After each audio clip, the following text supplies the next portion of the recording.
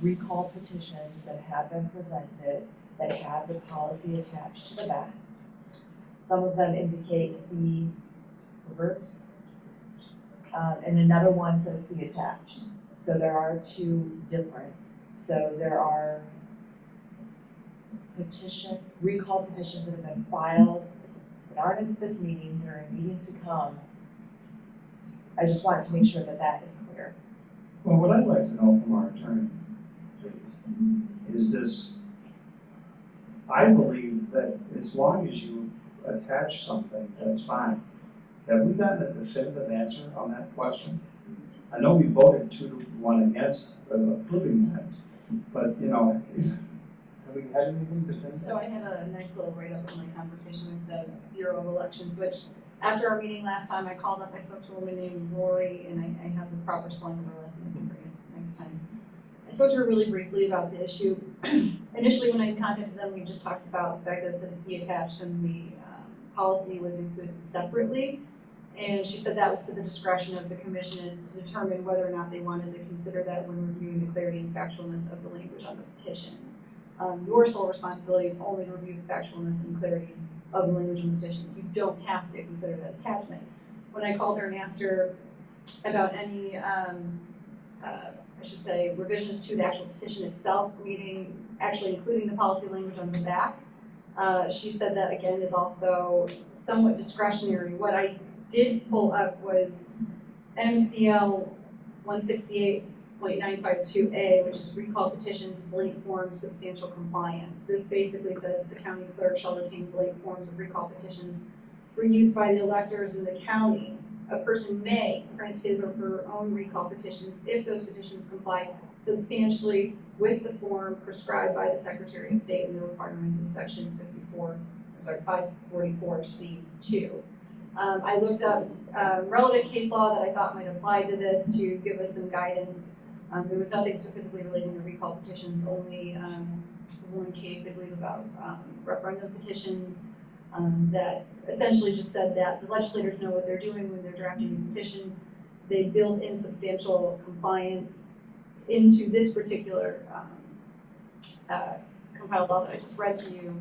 In other cases involving referendum petitions and things like that, they don't give such leniency. So again, I think the Bureau didn't want to really necessarily push the envelope and giving us too much guidance, but there is a lot of flexibility in. Was the person you spoke to at the Bureau a lawyer? I did not get her credentials, but she was the higher up that was referred to me on both occasions for recall petitions, but I can get her credentials. This is excuse me, I'm speaking. This is a legal question. It's a simple one. It's one that I can't believe hasn't been definitively decided before this thing here. So I would appreciate it by the next meeting that we have a definitive, lawyers need to give me definitive answers as to whether or not it matters. Whether you can have a 2-page petition language, 4-page petition language, whether they need to be numbered, whether they need to be printed on the back, printed separately and attached. I'd like to know the answer to that. If the answer is we don't know and we're going to do what we need to do, that's fine. We can decide that it'd be better to have this on the back than attached. We can do that. We have the discretion, as you say, to do that. But I'd like to know, and I think, the three of us sitting here would like to know definitively if there's an answer to that question. Absolutely, we can provide such an opinion, but. Well, let me jump in a little bit on that right now, because if you read the language that was read from the statute, I think is the guidance. It suggests substantial compliance, substantially comply with the form that the Secretary of State has, which means it doesn't have to be identical. How much it varies, they put to your discretion. Right, so what is the form that the statute refers to? It's literally the form you're seeing. Yeah. Well, that form has the front side filled in, and it has a back side that's blank. Like we said last time, and I argued last time, it's like, No. That, what? So if you don't mind, I would like to clarify. So last meeting, when we received a petition, when we received a petition that said C attached, this is not it, it said C attached, we actually, as the clerk, we take the petition that is filed The issue I had last time with the petition, one of them, was that it said see attached, but attachment was not, it was a loose leaf, it wasn't actually on. It wasn't stated. No, it wasn't copied on, but then when the individual who filed came here, she actually presented a petition that had it here. What makes you think, and again, this is just I think this is important because it's causing delay. What makes you think that attached with that petition, and I asked last time, is inappropriate? What I found inappropriate was what she presented at committee was not what she presented in the clerk's office. So once the recall committee approves the petition, we literally hand over the petition for them to use that petition. And Was it the not- attachment created to you at the time the petition was filed? Yes, but it was not photocopied on the back as presented. So what? It was two different pieces of paper. That's right. So what's inappropriate about it? If I file a 2-page document with the court, both pages are filed. So my question is, was it physically attached to the petition? No. Because it wasn't physically attached, you treated it as 2 separate documents? We accept the filing and present it to the commission. Can someone give me the policy? Let's say this is the policy. So if I turn this into you, and if I say, here's my recall petition. I want this to be my recall petition. And this is the recall petition that says see attached policy, and this is the policy.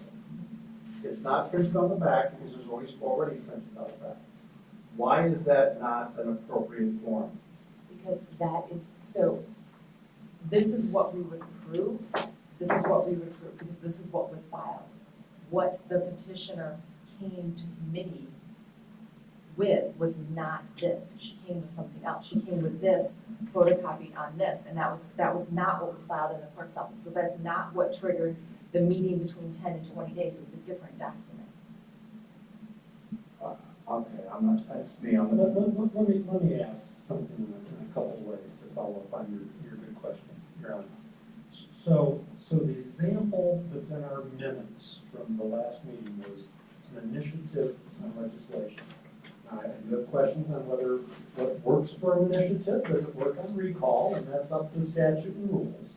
But what this says, which I think gets at some of this, the full text of the legislation to initiate it appears on the reverse side of this petition. If something like that is said on the front of a petition, and then it appears on the back, I'm looking at that one document of the Secretary of State's office, and it tells me, hey, look at the other side. And if it's 2 pages, 3 pages, or 4 pages, I don't get concerns. That doesn't answer whether what works for an initiative works the same way on recalls, because this is the proposed legislation that's on the back and attached. And we're talking about something else being on the back and or attached. But I also think that if you submit a petition that says, this is page 1 of 2, and the second page is there, and it's, if I look at, well, But I don't think it's see subject. it, well, I understand, okay, I'm gonna just, see attached, I would go, well, where's the attachment? Oh, here it is, now we read that, so the person himself, circulating the recall petition would have 2 pages. There's no reason why you can't have 2 pages, that I've heard, unless the lawyers tell me that it has to be on a single piece of paper. Again, the standard in the statute is simply substantially conform, because it's substantially conform, it's a separate piece of paper. What the Bureau, and again, there's a question of whether the Bureau is binding on you, but what the Bureau is saying is your role is only to look at the petition, not necessarily attachments. That's their position. All right. So, if you make it all one document, is it, then clearly you have to rule on the whole document. So I think that's their, now is it, again, that begs the question of whether you're required to comply with what the Bureau is saying anyhow. Right. Because I think the discretion is with you. Right, well, I guess what I will say, for guidance sake, we're not supposed, I like what you said. See reverse side, I like what you said there. See, like what they did, yeah, right? Then that would take care of, I think, everyone's objection. And then you let, the people who sign these decide whether we ought to have a recall, and you let the people vote if they ever get Someone's something down. appeal to the court. Someone's There appeal. is a difference between initiatives and referendums versus recalls, but the difference is the other way. Yours has a looser language, theirs is stricter. So, And all of the questions you have discussed will be before us in 19th, on the 19th. So Okay.